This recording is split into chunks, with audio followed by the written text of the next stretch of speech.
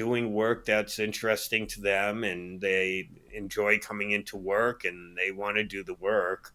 But they just don't want to take that extra effort.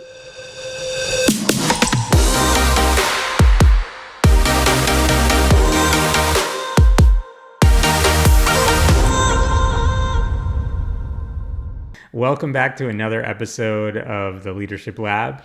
I'm Henry Kirk. I'm Jonathan Aronson. And today we are going to talk about how to handle promotions and deal with opportunities for promotions with your team. So, Jonathan, what do you expect viewers or listeners to get out of today's episode? Yeah, so what we're hoping is that between the report and the leader, that they're in alignment on what it takes to get promoted for the report. And there's no ambiguity involved, and it's very clear, because that seems to be a problem. And Henry mentioned it, and he'll tell you more about his own experiences. But what we hope that people get out of this is that if you want to get promoted, you have kind of an outline or a plan of what to present to your boss about the promotion, and work with your boss, actually partner with your boss, in order to meet the expectations that need to get promoted. And from a leadership standpoint, it's going to give you a tool that when somebody comes in and goes, "Hey, boss, I want to get promoted," that you go, "Okay, great, then let's do this." So we hope that the listeners, going to walk away with going, "Oh, I know what to do now." Okay, so listen carefully, because if all our listeners out there want to get promoted, this is a way that maybe you can ensure that if you do the work, you will get the reward. Okay, awesome. So I think we could start out with a situation. So very often throughout my career, when I would interview people to join my team, pretty frequently what would come up is they would say, I worked with my manager because I wanted to get promoted, and they told me to keep doing what I'm doing, or do this and you'll get promoted. Do this one thing and you get promoted. And one of the reasons they're leaving the team or the company or whatever it is to join another team is because they're disappointed in that outcome and they felt like the manager wasn't supporting them. So what are some of the things that a manager could do? Like, what are the steps that we need to go through to kind of change that and give the person on your team much more support and a clearer picture of what they need to do to achieve the goal? Well, as a leader, you're going to see all sorts of people want to get promoted. Some people want to get promoted, "I want to make more money." Some people want to get promoted because they want to learn more and further their knowledge base, right? Or their experiences at work, or they're getting bored at their job. So, um, what you want to do as a leader, first you want to coach the person, really. Understand what is the motivation behind the promotion. If it's just to make more money, because what you really want is you want a clear line of sight between you and the report, that it's going to take work, extra work, on top of the work they're doing. All right. And see if they're really bought into it. I hear a lot of times when I'm coaching, especially younger employees, "Well, I put in my time. Why am I not getting promoted? I've been here for, 5 days already. I mean, come on, I mean, what do you need from me? Blood?" So, no, seriously, they'll do it, say, in 90 days or 6 months, they'll start asking for promotion. Yeah. And so getting clear the reasons why and what the expectations are up front from the leader to the report is really important. Mhm. Now, do you think, okay, so you want to make sure you understand the why behind it. And are you saying that that's important because if I find out that they're just seeking more money, is that like there are alternatives to that? Or is it just so that way Well, you can help them achieve their goals?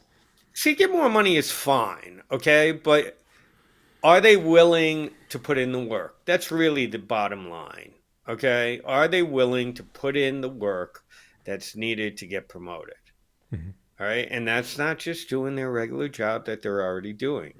This is about learning new skills, about taking on more responsibility, and showing that they are growing and have something to contribute above and beyond what they're doing now.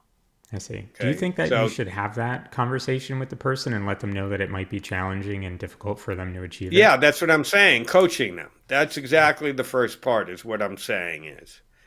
So what might that sound like? Your report comes in and says, "Hey boss, I've been here, 6 months. What's it going to take for me to get to the next level?"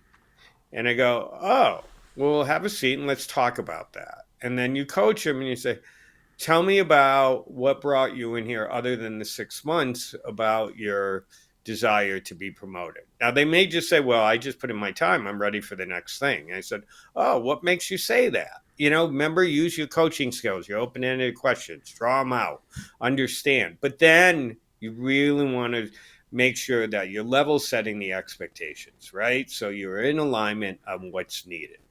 Hmm. Well, why do you think that might be helpful for the manager to do that, or the leader to do that, for the report?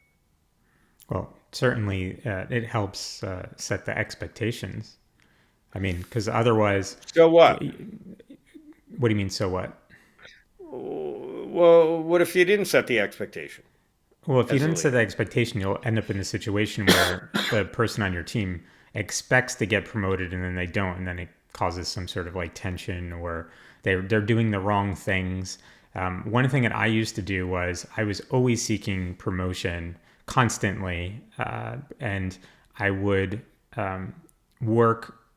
I didn't have the right expectations with my manager. So what I would do is I would just assume that if I outworked everyone around me, that I would be successful because I couldn't get the clear direction. So what I ended up doing was is souring relationships around me because I was just like a bull in a china shop, I think is the expression, because I was Hmm. just going crazy to try to get so much done to achieve my goal. And oftentimes I did, but since I didn't have the expectations, I probably could have toned it down, you know, Right. and So, been so, more he- strategic. so what I'm hearing is, not only did you piss off people around you because you were a bull in a china shop, but also what you started.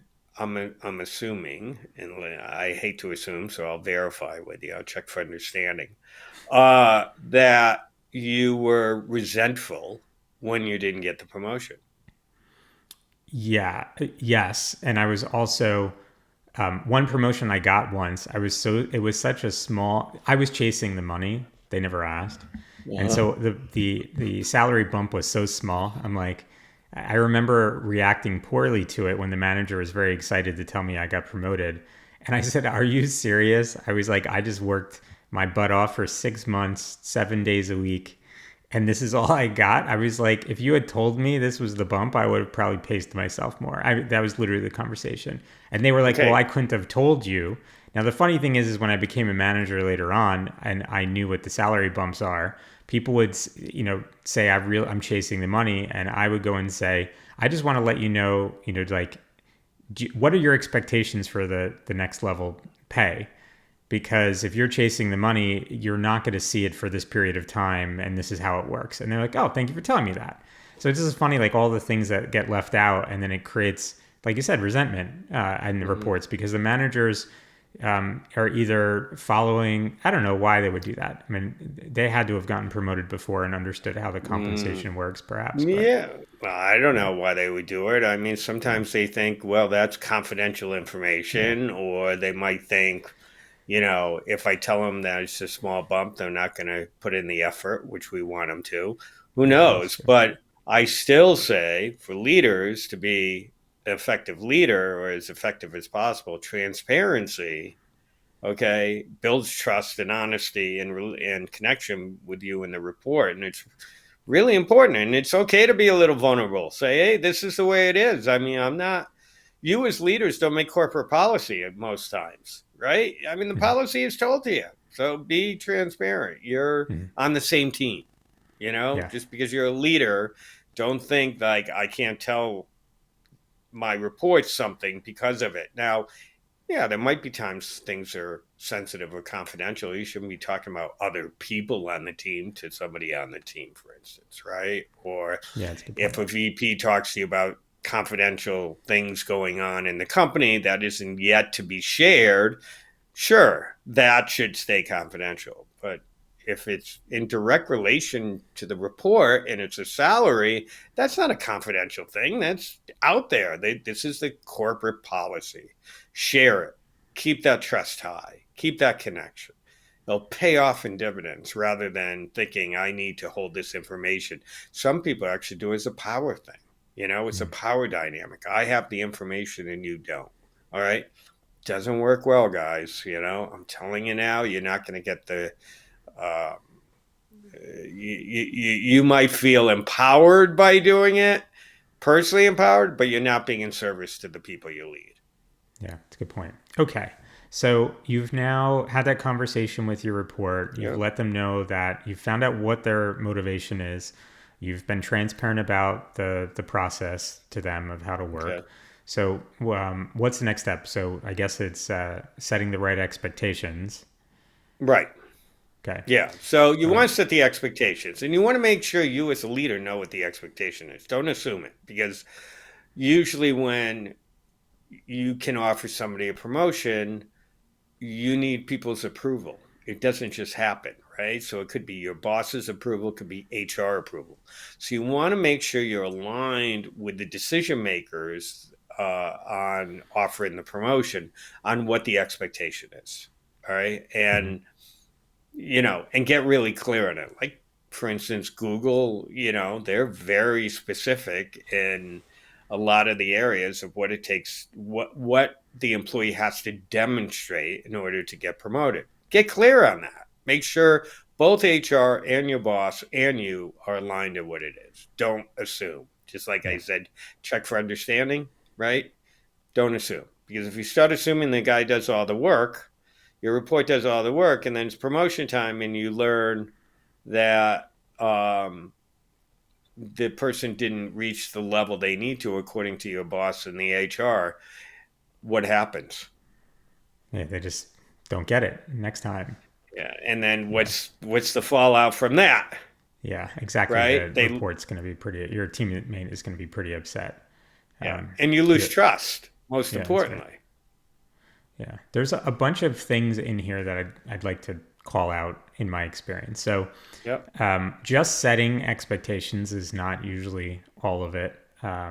You need to make sure that you are setting the appropriate, asking for the appropriate level tasks to be completed by the person.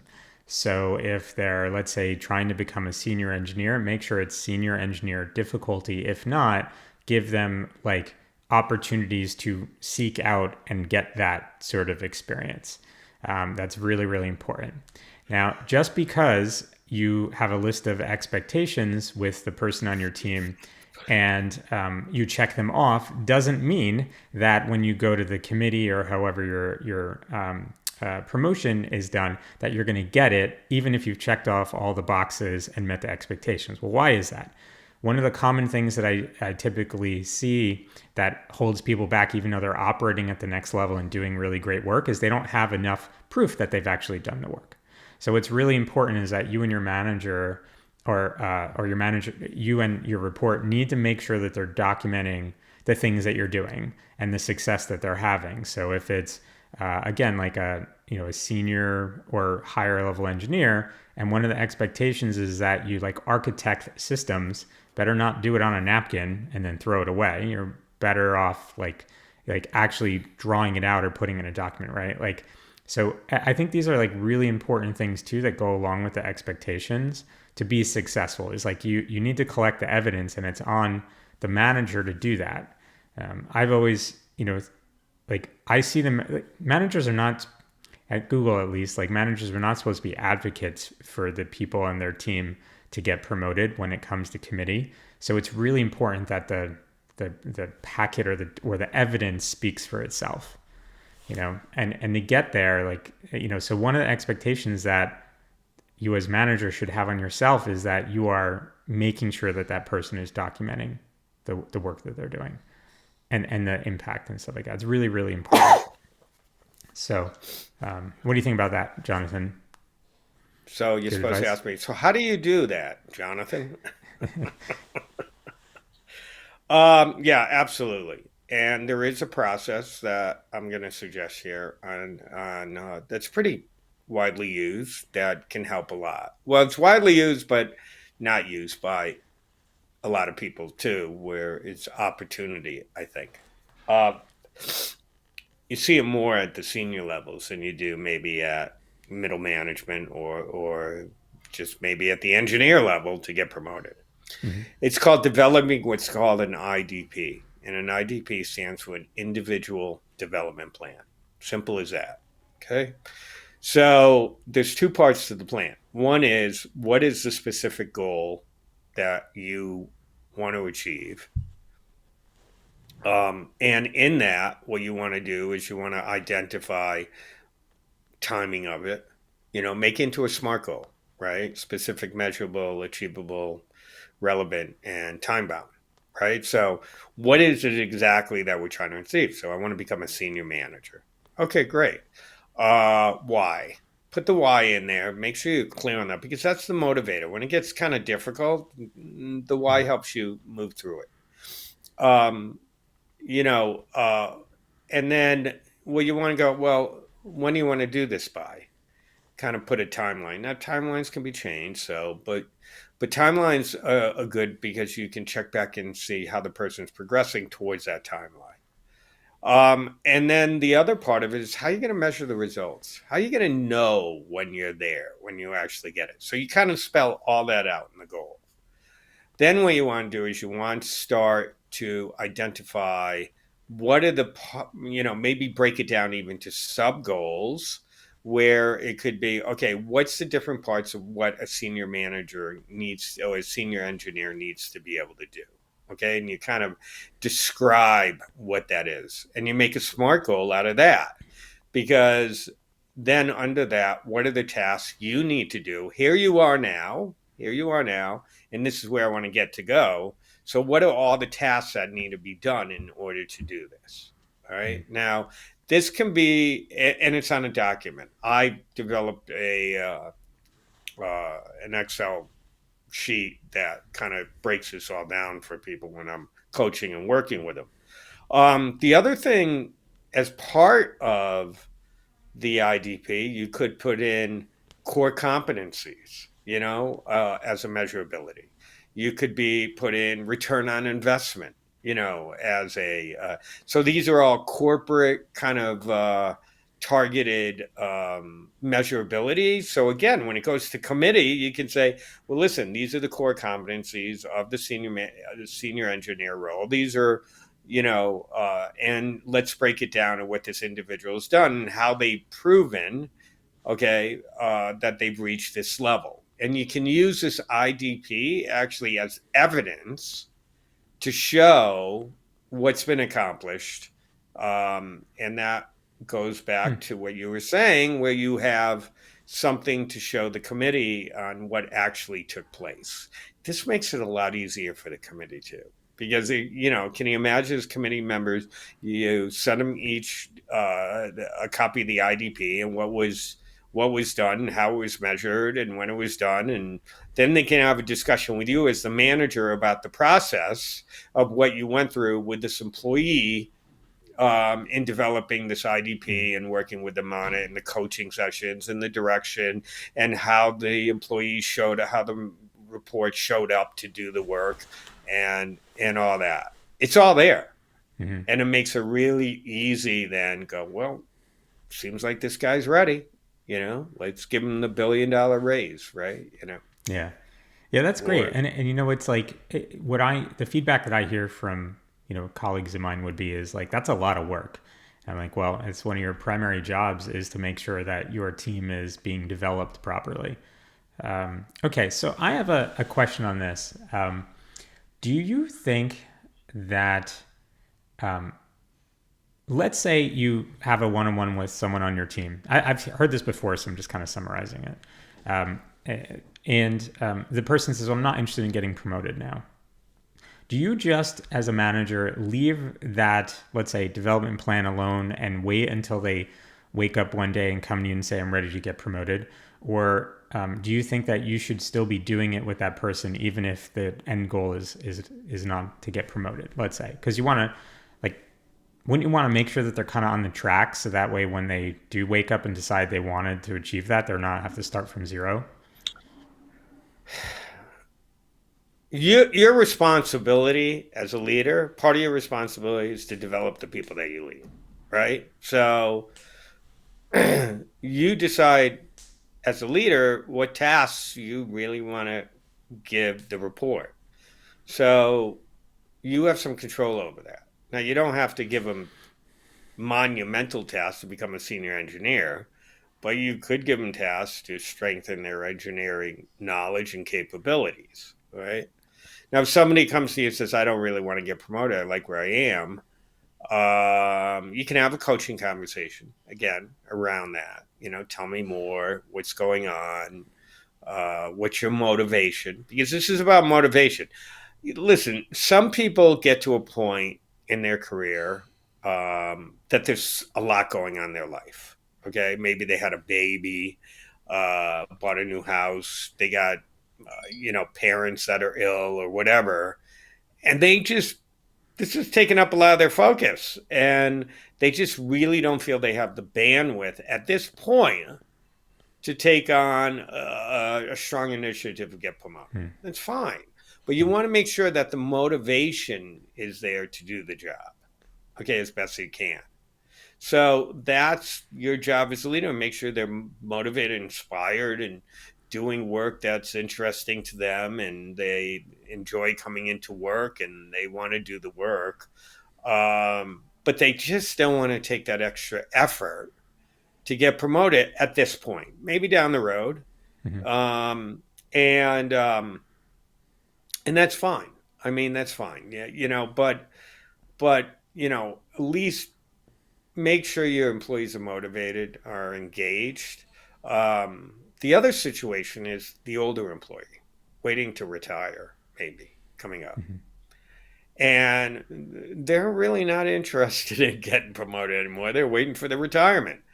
So you as a leader, how do you keep them motivated, and not just coming in and checking the box? I suggest, and a lot of leaders do this, about helping, saying, well, we'd love to tap into your knowledge and experience for the younger people or the younger workers or on the team to help them. How do you feel Mm-hmm. about that? You can't force them, but you can encourage them to say, well, you have a lot of job knowledge and a lot of experience. Who helped you along the way? Well, are you willing to give back at this point? And then you're giving him something that the whole team can benefit from, and he's got purpose and motivation to do something. Interesting. A few years ago, I had someone on my team come to me and say that they had no interest in getting promoted. They didn't want the additional responsibility. They said Uh, the money would be fine, but they wouldn't want responsibility. And my response was, I'm curious what your thoughts are, is that if they stay at this junior level too long, that if they ever left the company, they would probably future hiring managers would question why they were still at the same level so long, because there's kind of this like expected career progression usually. And so I had said, look, I know that you don't want to get promoted, you don't want the responsibility. I think that we should create a plan anyway, because I think you don't want to be pigeonholed. And since I've been coming in contact with a lot of people since being laid off, it's one thing I've heard is like, well, I was just comfortable, and now the recruiters keep saying, why are you still at this level after all this time? It doesn't make sense. And there's, how do you validate that? So do you think that my kind of reaction to their statement was right or wrong? I think it's situational. Depends on the company. I mean, you understand more what recruiters for engineers are looking for than I do. All right. But what I would say is coach and again coach the person. What about staying relevant Hmm. to current practices in engineering? Okay, I want to get promoted. Hey, listen, I'm nobody can force somebody into wanting to get promoted. On the other hand, you as a leader want to keep your responsibility is to develop your team members to at least be current on the latest engineering trends or ways to do things. AI is a big thing now, and if that's coming in, you may want to have start introducing things like, well, let's understand AI and how we could use that in our jobs and things like that. So, Hmm. and that also keeps the person motivated, right? So when the recruiter comes along and they go, well, why haven't you gotten promoted? At least the response is, well, honestly, I didn't want to take, for instance, a leadership position, and that was like the next position. Hmm. I want to stay in IC, and I didn't really have that opportunity. But what I did was make sure that I stayed current and learned all the newest things, so I was the top level engineer. So you see, again, if it can be explained in a way that could benefit a future company if you're changing a job, I think that's okay because a lot of engineers, as you know, don't want to be leaders. Hmm. You Interesting. know, It's true. True. Okay. What about the situation where the person, there's a reorganization within the company, they were on track for promotion, and now they're part of your team, and they come to you and say, "My last manager said I was, almost guaranteed promotion if I do X, Y, Z. What do you think?" Um, how would you handle that situation? how would you handle that, How would I handle it? Well, Henry? I would try to have a conversation with the prior manager to understand where they were. I would say, okay, well, let's go over the expectations you set and have that. Um, but in a few situations, they didn't have the expectations. They didn't Mm-hmm. have much documented. I mean, my experience getting promoted is at big tech, so the way things kind of work is a little bit different than maybe other companies might be. But generally speaking, in my experience, when you switch teams, regardless, you're kind of starting all over again, and I think that's unfair. So if I can't document what that person did, I would try to put them back on track by giving them, saying, okay, well, you've got 3 months left to the end of the year. You were 6 months in, and you said you're really close. Let's top it off by doing some very challenging work, and are you up for it? That's kind of like how I would handle it. I don't know if I would go in and say, no, sorry, new team starting all over. I'm not going to support it. I think I would at least look into it and try to come up with a plan because I think it's not Okay. fair to the person that came in there because it may or may not Mm-hmm. be within their control. It's like a tough situation because Yeah. managers are not going to want to stick their neck out for somebody. Yeah. Um, so Mm-hmm. yeah. Again, motivation, right? Goes back to that. What's going to motivate that? You don't want to demotivate that employee and go, hey, I think that's great. You want to get promoted, you know? Um, Let me look into what I can find out, and then let's come up with a plan to continue the process. Yeah. Yeah, I had someone See? come Just, to me once. Yeah, like I had someone come to me once for advice like this. And they said, "Well, I just switched teams.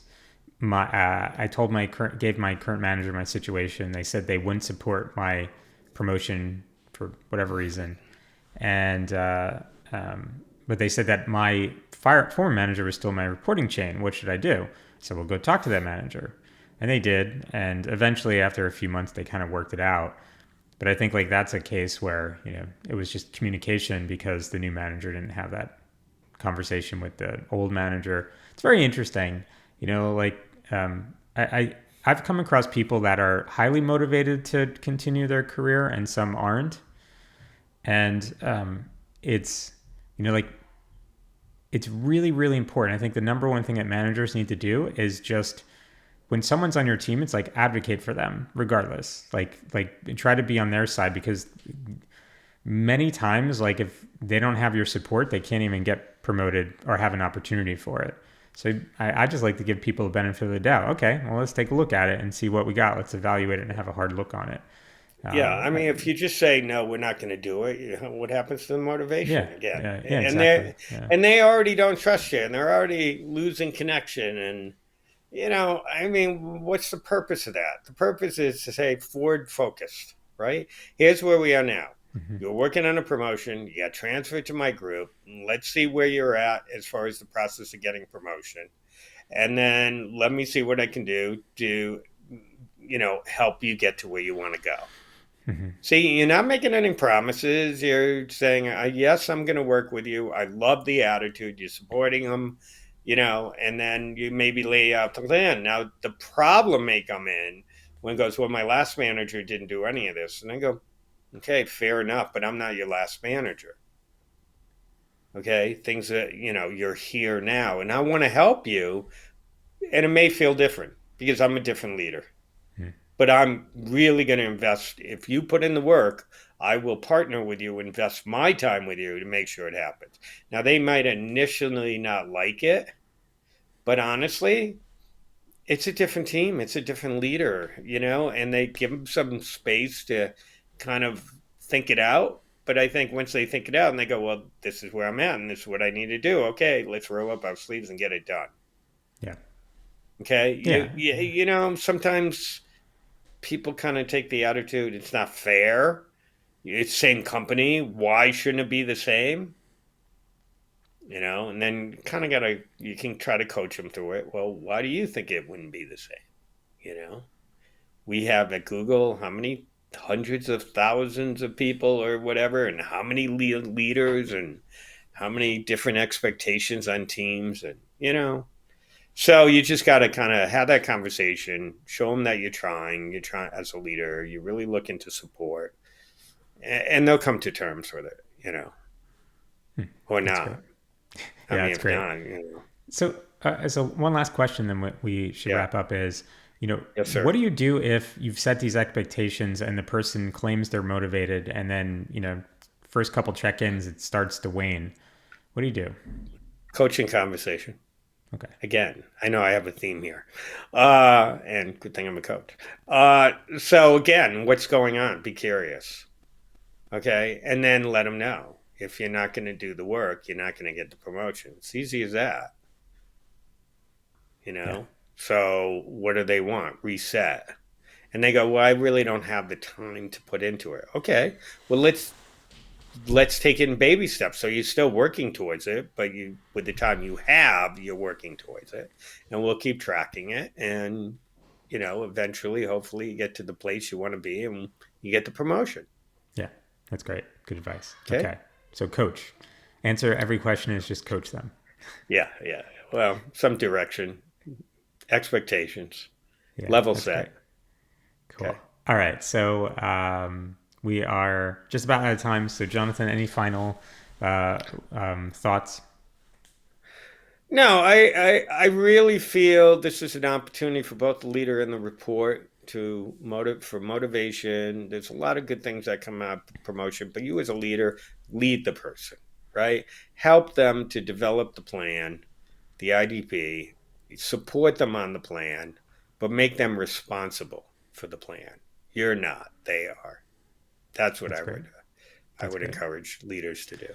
That's awesome. And just my parting thoughts would just add to that, where it's like, having been there many times in successful outcomes and not, document everything, make sure that you are tracking the progress, and make sure you're building a very strong case. It can't just be scribbled down on a notepad. It can't just be, well, he said, she said. It's got to be Yeah. concrete evidence of what you're doing. Get people that work with the person, other, not just yourself. So if you're the manager and you said, yeah, this person is doing great, make sure you get the voices and opinions of others that they may have worked with, other leaders, other coworkers, to make sure that they're doing the job and advocating for that person, that they deserve it. And I just want to add there, Henry, and that they're in alignment with the decision makers who, at the end of the day, approve the promotions. Yeah, Okay, true. don't Great. assume. Make sure you're completely in That's alignment. true. That's true. Great. Okay. Awesome. All right. Well, so you've made it this far. Thank you so much for listening. Please don't forget to hit the like button, the subscribe button, the bell button, all those buttons that they add all the time. And you will continue to have new episodes every Friday. So stay tuned. We have more guests coming, lots of more great stuff. If you have a suggestion for a topic, leave it in the comments or reach us on LinkedIn. Our information is in the description below. So thanks again for listening. I'm Henry Kirk. I'm Jonathan Aronson. And this has been the Leadership Lab. Thank you very much.